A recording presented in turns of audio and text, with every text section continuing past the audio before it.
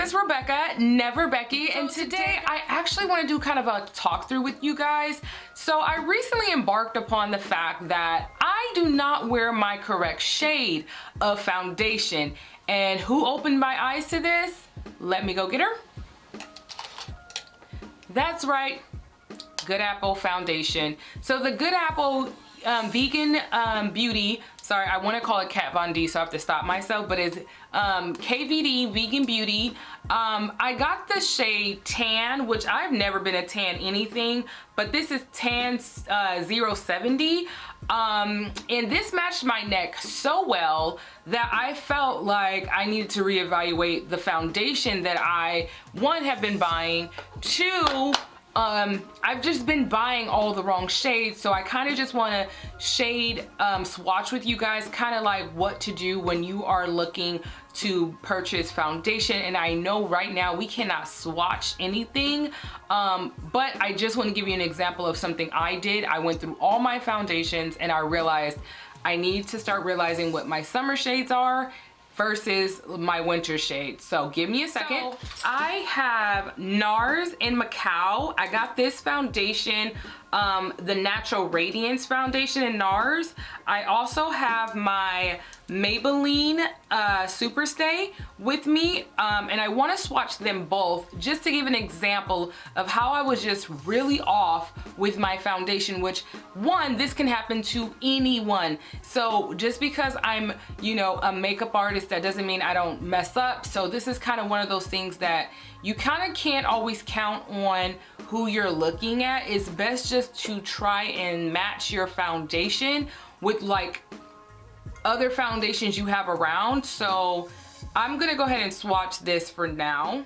So can you guys see what I'm saying? These are all the foundations that I own and they were so off. So let me explain what you guys are looking at. So the first one I have on my face, so this one here is the NARS Radiance, which is the most closest to my skin. Now you can't pay attention to my face. Of course there's discoloration.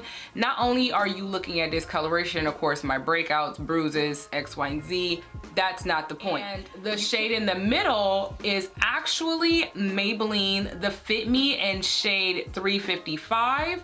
And I just recently purchased the Superstay and Cappuccino in 340, which is this color here. So this is Maybelline, this one's Maybelline, and this one's NARS. If you guys can see how dark this is in comparison to my neck, and I realized that my face is so tanned because I live in San Diego. So I realized because I live in San Diego that, you know, my face is always going to be darker than my body. So I can't necessarily pay attention to my face and try to match my face. I have to match my neck because you want to. But I recently stopped using Maybelline 55, and the reason is as you guys can see, I'm going to do a little test wear. Well, not a test wear, I'm sorry, that's inaccurate. I'm gonna do a little swatching on the neck now that you see it on the face, and just to show you, like, this is real, this is really happening to all of us. We're a little colored blind. So in order to stop that, I'm going to take Maybelline 340, which is Cappuccino, and I'm gonna go on my neck and see if it's matching me. That was a lot, but see if it matches, which it does. I am no longer that dark as I thought I was. And you know, also being in the house all year round, you know, I got no sun, so I've gotten so much lighter than I was even thinking about it. So, and now I'm gonna go in just to show you guys again with Maybelline Coconut in 355. This used to be the only shade I would buy. I didn't even try and like switch it. Like every year, all year round, I was wearing this. I don't know what I was thinking, and clearly no one told me like, hey girl, that's no longer your color. You're not that dark.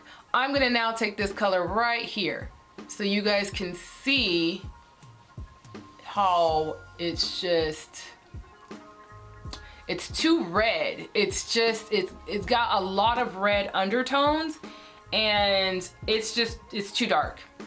I just think it's just way too dark. I'm looking at my monitor here and I'm like, I can get away with it, but in person it actually looks really bad. Like, I can't explain it. It doesn't look good. It doesn't look good. So I wouldn't dare wear 355 as much anymore, unless it's like I've been in the sun, my body's completely tan. But if it's only my face, then I'm not doing that. I'm now gonna go in with NARS on this side of my neck, so we can see. You guys can like really see how dark this is when I put it on my neck. Like, now that I'm turned this way, it sticks out really, really bad.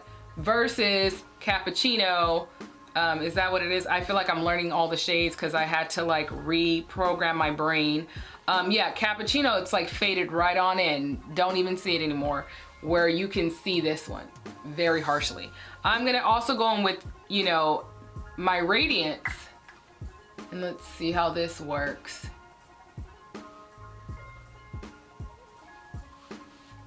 Sorry, I'm getting a little off.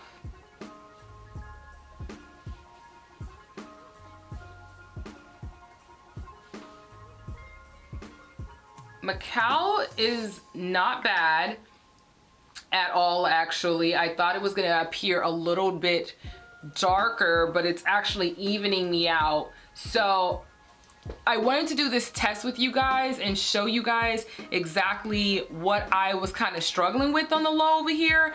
And no one's gonna tell me that my foundation was too dark. Where was my friends? You guys are my friends. You're supposed to be like, girl, something don't look right about your face. But since y'all didn't tell me, I'm gonna tell you. Make sure you're matching your foundation to your neck, not your face, because it's exposed to the sun way more than your neck. And so that's what you want to focus on, making your neck come up and be a solid complexion, right?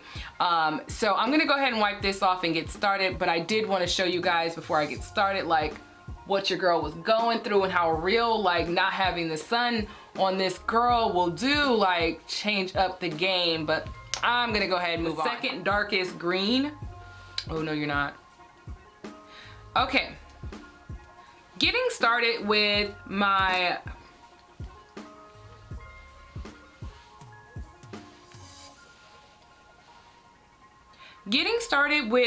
pastel mint green palette by Huda Beauty. I'm gonna go in with this like brown shade here, which I feel is recommended to use if you are using pastel greens. They always put these in the palette, and I'm just packing this color in the center of my eye. So we're just gonna do packing motions and just tap this right into it.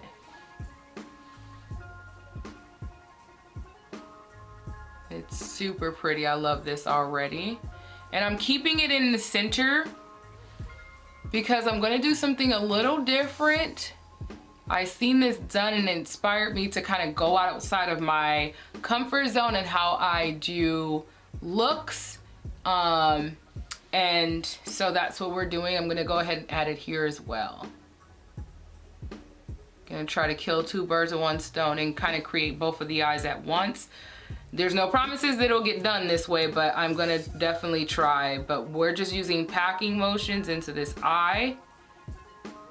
And I wanted to do it this way, like both eyes at once, because I don't want this to get dried or start, I have oily lids. So I also am trying to avoid the fact that my eyelids get very oily, so I don't want those issues.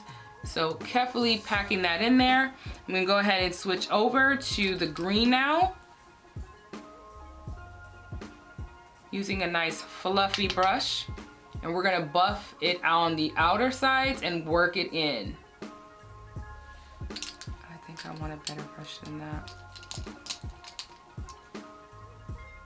So I'm actually gonna switch my brush. I felt like that was a little bit much. So I'm gonna just use more of a packing motion and tap this color onto the lid. This is so much better.